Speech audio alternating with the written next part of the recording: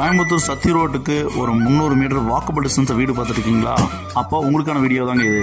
இந்த வீடியோவை சேவ் பண்ணி வச்சுக்கோங்க.